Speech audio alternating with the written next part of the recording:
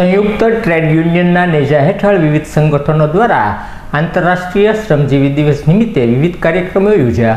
આંતરરાષ્ટ્રીય શ્રમજીવી દિવસ નિમિત્તે સંયુક્ત ટ્રેડ યુનિયન તેમજ આંગણવાડી કર્મચારી સંગઠન, ASHA health worker union, bank union, medical representative સહિતના યુનિયનો દ્વારા શહીદ બંધના ધ્વજારોહણ કાર્યક્રમ બાદ જસોનાથ ચોક ખાતેથી રેલી યોજી કલેક્ટર કચેરી ખાતે આવેદનપત્ર પાઠવી શ્રમજીવીઓની માગણીઓ અને આંગણવાડી તથા આશા વર્કર ઉપર થતા જુલ્મો સામે રોષ વ્યક્ત કરી આવેદનપત્ર પાઠવ્યું હતું।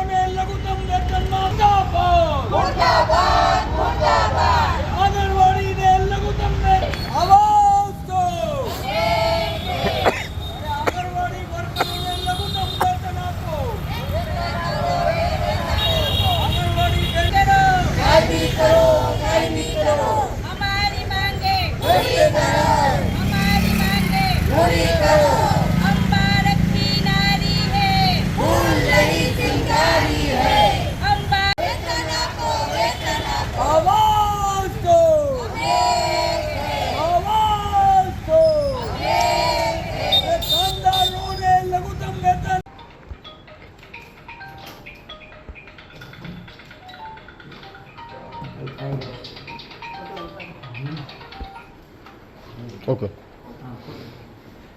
Thank you. એટલે એ પ્રસંગે આખા ગુજરાતમાં અમે અમારી મેઇન માગણી છે એ લઘુત્તમ વેતન વધારો, કારણ કે કોન્ટ્રાડિક્શન એટલું છે કે સેન્ટ્રલ ગવર્મેન્ટનું લઘુત્તમ વેતન છે એની અને ગુજરાતના લઘુત્તમ વેતન વચ્ચે બહુ મોટો ગેપ છે।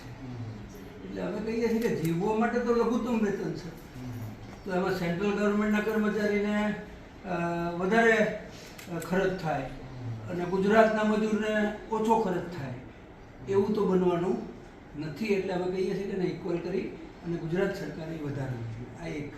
બીજું, તમારા મારફત પણ અમે કહેવા માગીએ છીએ કે હવે જો આચારસંહિતા હતી અને સાયલન્ટ હતા, કામનો બોજ વધાર્યા કરે છે। હવે કામના બોજ વધાર્યા કરતા હોય ત્યારે આંગણવાડી બહેનોને ખાલી 10,000 રૂપિયા મળે વર્કર અને હેલ્પરને તો ખાલી 5,500। હવે આજની મોંઘવારીમાં 5,500 કે 10,000માં કેવી રીતના જીવાય? આશા વર્કરને માત્ર 5,500।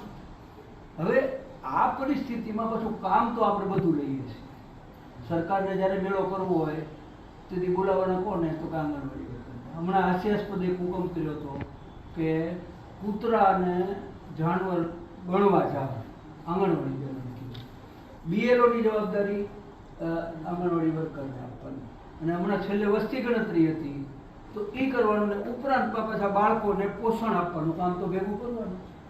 તો હવે એક હદ થઈ છે।